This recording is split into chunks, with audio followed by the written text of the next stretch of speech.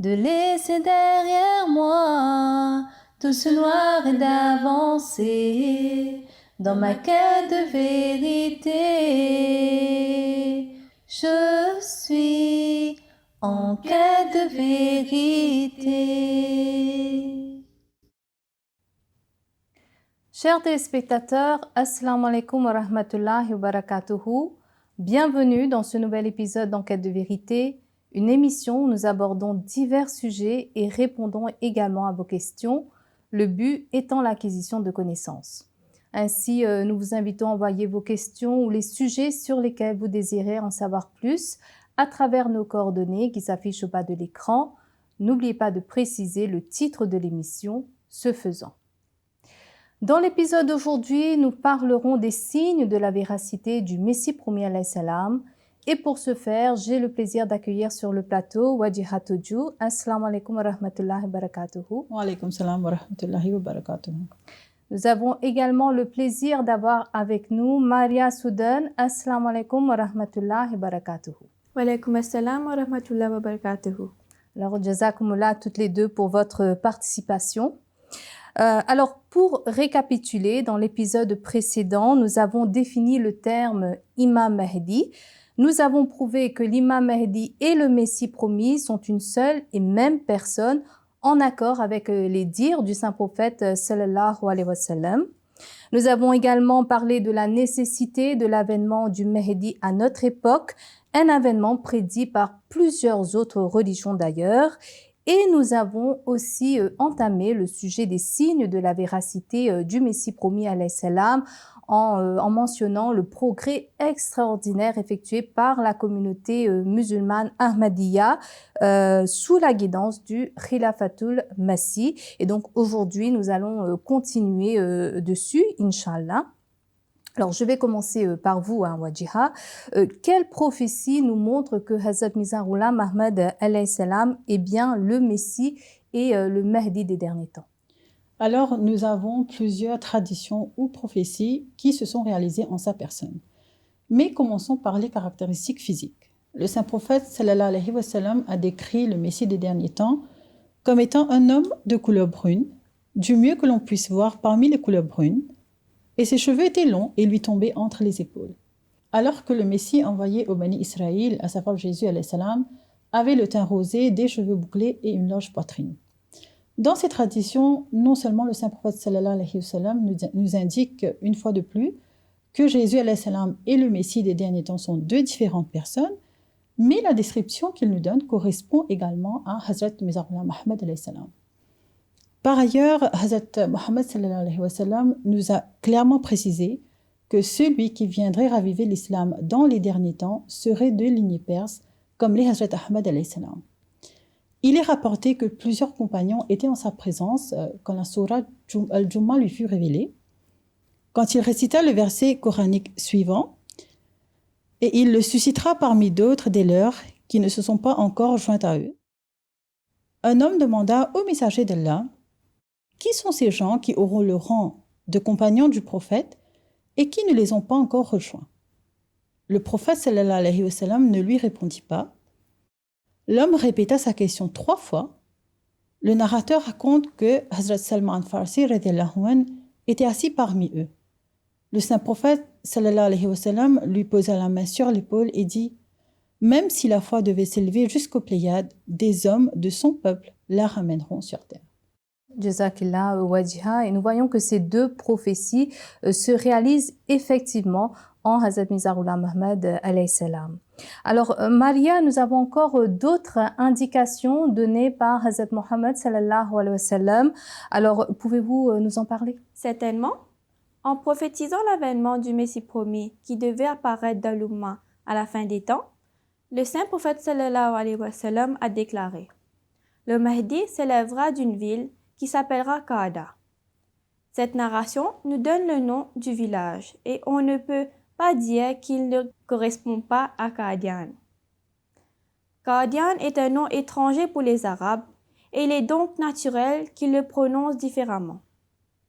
Les Arabes prononceraient Londres comme Lundra et l'Angleterre comme Inglaterra. C'est leur façon de parler. Le Mahdi est apparu à Qadian et la tradition a été entièrement respectée.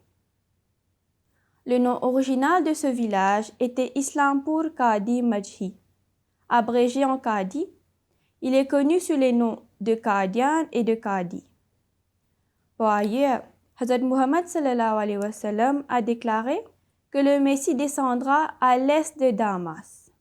Et Qadian se trouve effectivement à l'est de Damas. Le Messie premier alayhi salam déclare: en ce qui concerne ma revendication, il y a tellement de signes et d'arguments en ma faveur qu'à moins qu'une personne ne soit un chevalier errant, elle n'aura pas d'autre choix que de croire en moi exactement comme elle croit au saint prophète sallallahu alayhi wa sallam. Les traditions mentionnent même le nom de mon village dans le mot Qada. Jazakillah, Maria, et c'est incroyable le nombre d'indications prouvant la véracité de Hazrat Mirza Ghulam Ahmad alayhi salam, prouvant que c'est lui le Messie et le Mahdi. Alors, Wajiha, il est également mentionné que le Mahdi serait de la lignée de Hazrat Muhammad sallallahu alayhi wa sallam. Pouvez-vous nous en dire plus ici? En fait, le Messie promet salam nous explique que c'est une tradition qu'il faut interpréter de façon métaphorique et non littérale. En réalité, tous les vrais disciples d'un prophète sont issus de sa famille spirituelle. Allah précise également dans le Saint-Coran que l'on n'est pas un vrai croyant en fonction de son sang, mais que le plus honorable aux yeux d'Allah est celui qui est le plus vertueux. En outre, selon les hadiths, nous apprenons que même une personne qui n'appartient pas physiquement à la famille du prophète peut faire partie de sa famille. En l'occurrence, le saint prophète sallallahu alayhi wa sallam a appelé son compagnon Salman Farsi comme faisant partie des Ahlul Bayt, c'est-à-dire comme faisant partie un membre de sa famille. En effet, d'ailleurs, comme on l'a vu, Hazrat Muhammad sallallahu alayhi wa sallam lui-même, il nous a dit que le Messie serait issu de la lignée de Salman Farsi, c'est-à-dire de lignée perse. Cela prouve encore une fois que la lignée principale du Messie et du Mahdi devait être spirituellement celle du saint prophète sallallahu alayhi wa sallam plutôt que physiquement. Et comme vous l'avez dit, Hazrat Mirza Ghulam Ahmad alayhi salam nous l'a expliqué clairement. Il déclare: les gens qui pensent en termes physiques associent parfois le promis à la progéniture de Hassan raziyallahu anhu, parfois à Hussein raziyallahu anhu et parfois à Abbas raziyallahu anhu. Mais ce que le saint prophète sallallahu alayhi wa sallam voulait vraiment dire, c'est que le promis serait son héritier, tout comme un fils, c'est-à-dire qu'il hériterait de son nom, de son caractère, de son savoir, de sa spiritualité, et qu'il reflèterait son image même. Il n'acquérera rien par lui-même, mais il acquérera tout du saint prophète sallallahu alayhi wa sallam et se perdra en lui au point de refléter son image. Et quand on voit la vie de Hazrat Mirza Ghulam Ahmad alayhi salam, on constate qu'il était un véritable amoureux du saint prophète sallallahu alayhi wa sallam et qu'il accomplissait de manière sans équivoque cette prophétie en tant qu'héritier spirituel. Oui, c'est exact.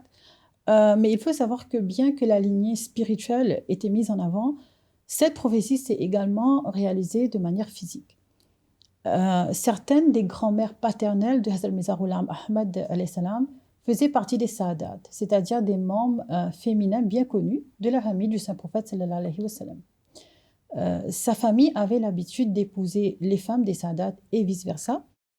De plus, Allah a révélé au Messie promet alayhi salam qu'il lui accorderait un arrangement matrimonial avec une dame de la famille noble des Sayyids, en l'occurrence Hazrat Nusrat Jahan Begum Sahiba radiyallahu anha. En commentant sur cette révélation, Hazrat Ahmad alayhi salam déclare: cela indique clairement que mes beaux-parents sont des descendants de Hazrat Fatima. De même qu'il y a un mélange de descendants de Hazrat Fatima dans ma généalogie par l'intermédiaire de certaines de mes grand-mères. La priorité accordée à la famille de ma femme dans la révélation par rapport à ma famille vise à souligner le fait qu'elle est une descendante directe de Hazrat Fatima et que j'ai en partie hérité de son sang. Jazakillah Wajiha pour tous ces détails. Et plus on avance dans la discussion, plus on réalise que les signes venus en faveur de Hazrat Mirza Ghulam Ahmad alayhi salam sont manifestes. Or, Maria, Allah ne s'est pas arrêté là, il a voulu que les cieux également témoignent de lui, n'est-ce pas? En effet, Nazima Sahiba, bien que tous les prophètes sont dotés d'un charisme céleste et d'un magnétisme divin qui sert de preuve de leur véracité, il y a toujours certains qui n'ont pas la perspicacité nécessaire pour percevoir la lumière céleste possédée par ces prophètes. Ils ressentent le besoin d'être témoins de signes extraordinaires pour reconnaître leur véracité. Ainsi, Dieu, qui est le créateur et le soutien de l'univers, manifeste ces signes en faveur de ses prophètes, ce qui prouve sans l'ombre d'un doute qu'ils viennent bien de lui. Concernant l'imam Mahdi, le saint prophète sallallahu alayhi wa sallam a mentionné certains signes divins qui marqueraient son avènement et serviraient de preuve de sa véracité. Il a dit, pour notre Mahdi, il y a 2 signes qui ne sont jamais apparus depuis la création des cieux et de la terre, à savoir que la lune sera éclipsée la première nuit du Ramadan, c'est-à-dire la première des nuits où une éclipse lunaire peut se produire, et que le soleil sera éclipsé le jour du milieu du Ramadan, c'est-à-dire le milieu des jours où une éclipse solaire peut se produire. Ces signes ne sont pas apparus depuis que Dieu a créé les cieux et la terre. Ce récit est renforcé par le fait que les éclipses ont été mentionnées dans le Saint-Coran comme des signes importants des derniers jours, notamment dans les versets 7 à 11 du chapitre 75. Ainsi, la racine de la prophétie se trouve donc dans le Saint-Coran, tandis que le hadith élucide des versets du Saint-Coran et fournit des détails précieux. Tout à fait, Jazakillah, Maria. Alors, je me tourne maintenant vers vous, Wajiha, si vous pouviez nous donner plus de détails sur cette fameuse prophétie. Alors, pour mieux comprendre la portée de ces signes célestes, il faut tout d'abord connaître le contexte. Ainsi, en 1891, Hazrat Mirza Ghulam Ahmad alayhi salam revendique qu'il est le Messie promis et l'imam Mahdi dont l'avènement était attendu par les musulmans. Il a également écrit des livres dans lesquels il a présenté des arguments solides à l'appui de ses revendications. Cependant, les théologiens contemporains les ont rejetés. Parmi les objections soulevées figurait également celle selon laquelle la prophétie relative aux éclipses solaires et lunaires ne s'était pas réalisée. Or, comme il était prévu, environ 3 ans après que Hazrat Ahmad alayhi salam eut fait sa déclaration, ces signes célestes se produisirent avec toute leur gloire, témoignant de la véracité de Hazrat Mirza Ghulam Ahmad alayhi salam. Ainsi, par la grâce d'Allah, en 1894, les éclipses solaires et lunaires se sont produites au-dessus de Qadian aux dates spécifiées du Ramadan. L'éclipse lunaire s'est produite après le coucher du soleil, le 13 du Ramadan, à savoir le 21 mars 1894, et l'éclipse solaire s'est produite le vendredi 28 du Ramadan ou le 6 avril 1894. Outre les almanachs, les journaux indiens de l'époque, Azad et Civil and Military Gazette, ont mentionné ces éclipses. Aujourd'hui encore, les dates de ces éclipses peuvent être confirmées par Canon of Eclipses de Pulsar et The Nautical Almanac de 1894. Jazakillah, Wajiha. Et ce qu'il faut savoir aussi, c'est que ces signes furent également mentionnés dans la Bible et les écritures hindoues. Par exemple, dans le Nouveau Testament, Jésus alayhi salam a déclaré à propos de sa seconde venue, « Aussitôt après ces jours de détresse, le soleil s'obscurcira, la lune ne donnera plus sa lumière. » Ceci dit, nous avons également un autre hadith en rapport avec une deuxième éclipse solaire. Pouvez-vous nous en dire plus, Maria? Oui, effectivement, le saint prophète sallallahu alayhi wa sallam a dit « Le soleil sera éclipsé 2 fois au cours du mois de Ramadan, avant l'avènement du Mahdi. » L'année suivante, en 1895, des éclipses lunaires et solaires se produisirent à nouveau au cours du mois de Ramadan, respectivement le 11 mars et le 26 mars. Ces éclipses se sont produites à l'ouest. Elles n'étaient pas visibles de Qadian, mais lorsque les éclipses se sont produites, les dates à Qadian étaient respectivement le 13 et le 28 du mois de Ramadan. La date d'une éclipse peut varier en fonction du lieu. J'aimerais également faire ressortir que cette prophétie s'est manifesté selon la volonté d'Allah, malgré l'objection de certains. En effet, ces derniers ont mis en avant que ce genre d'éclipses se sont déjà réalisés, contrairement à ce qui est mentionné dans le hadith.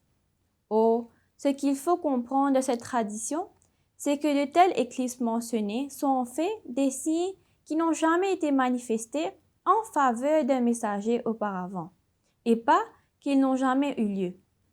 Après avoir fourni une explication détaillée du hadith en question, le Messie promis alayhi salam conclut en ces termes. En bref, nous ne sommes pas concernés par la simple occurrence des éclipses solaires et lunaires, même si elles se sont produites des milliers de fois. En tant que signe, cela ne s'est produit qu'une seule fois, à l'époque d'un prétendant, et le hadith a prouvé son authenticité et sa vérité en se réalisant à l'époque du prétendant au Mahdi. Jazakillah Malia pour ces clarifications. Eh bien, Wajiha, quel signe extraordinaire en faveur du Mahdi, à savoir de Hazrat Mirza Ghulam Ahmad alayhi salam. Et face à ces signes célestes, on a du mal à comprendre comment les gens ont persisté dans leur opposition ou dans leur rejet du Messie promis alayhi salam. Effectivement, mais cela ne concerne que ceux qui ont une maladie dans le cœur et qui refusent d'accepter la vérité même quand elle est aussi manifeste. Malgré ces signes manifestes, nous savons que le Messie promis alayhi salam a dû faire face à une grande opposition, mais Allah lui a toujours apporté son soutien. Et parmi ses opposants les plus virulents, nous retrouvons Alexander Dowie, dont la fameuse chute a constitué un autre signe de la véracité du Messie promis alayhi salam. D'ailleurs, sa sainteté, le calife Hazrat Mirza Masroor Ahmad Ayyadahullah Ta'ala bin Nasril Aziz, s'est rendu aux États-Unis en 2022 pour inaugurer la mosquée Fateh Azim, qui signifie la grande victoire. Cette mosquée fut construite dans la ville de Zion, ville d'Alexander Dowie. Le maire de la ville a même offert les clés de Zion à notre bien-aimé calife, illustrant de façon manifeste la victoire du Messie promis alayhi salam face à Alexander Dowie. Oui, c'est exact. Bien malgré lui, Alexander Dowie est devenu un instrument à travers lequel elle a prouvé la véracité de son prophète. Et donc, chers téléspectateurs, je vous propose de regarder un extrait du programme Cette semaine avec le calife, où on nous donne un aperçu de cette victoire du Messie. Regardons ensemble.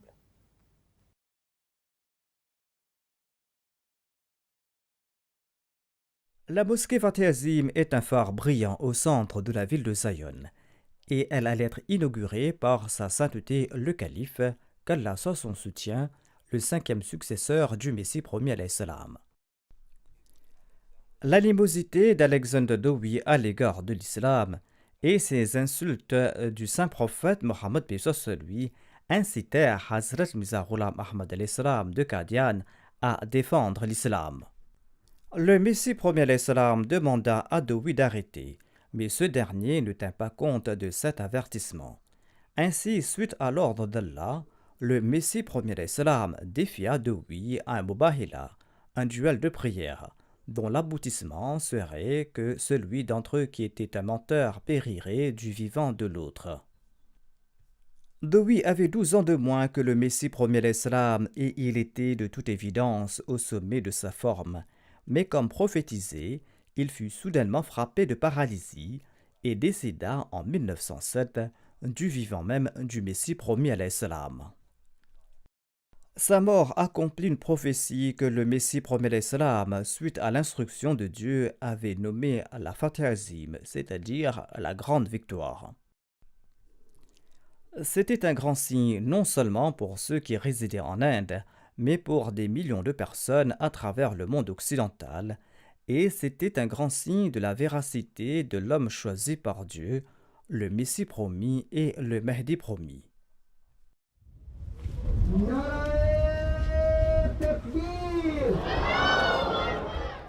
Tandis que le calife dévoilait la plaque à tous ceux qui étaient présents glorifièrent la majesté d'Allah le Tout-Puissant.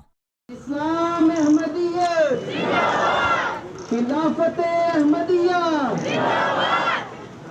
Hazrat Amirul Mu'minin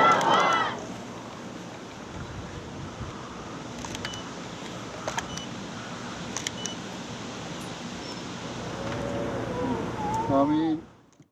Le calife a visité une exposition à la mosquée sur la prophétie du Messie prophète salam, exposition présentant de nombreuses publications ayant rapporté les événements liés au duel de prière. ये first edition Urdu में review religion जो हज़रत मसीह मौद ने खत लिखा था कि डोई ने ये सिटी बनाई है और बहुत बहुत 40 मील की प्लान बनाई थी दिसंबर 31st 1899।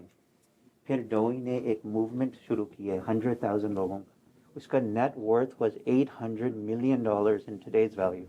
हजूर जो फतेह अजीम का नाम 160 अखबारों ने दी, अखबारों ने दिया यूएस हुआ है। पेपर्स में सब तो नाम डाले हुए हैं। सबके 160 हैं वर्ल्ड वाइड। जी हाँ, ये तस्वीर है 1894 जो क्लिप्स देखी गई। लोग कहते हैं कि नहीं हुआ है, दिस इज विजुअल प्रूफ कि ये हुआ है, 1894 का ओरिजिनल एडिशन है। और ये Eclipse. जी Eclipse. 1895 में हुआ है 1895 में। वेस्टर्न हेमिस्फीयर, वेस्टर्न हेमिस्फीयर जी 94 में इंडिया में हुआ। जी जी 95 में यहाँ हुआ था। जी। हाँ। तो ये इसमें कॉमेट्स का भी जिक्र है। सैन फ्रांसिस्को का ओरिजिनल एडिशंस मिले हैं, ये ओरिजिनल न्यूयॉर्क टाइम्स की आर्टिकल मिली है उस जमाने के।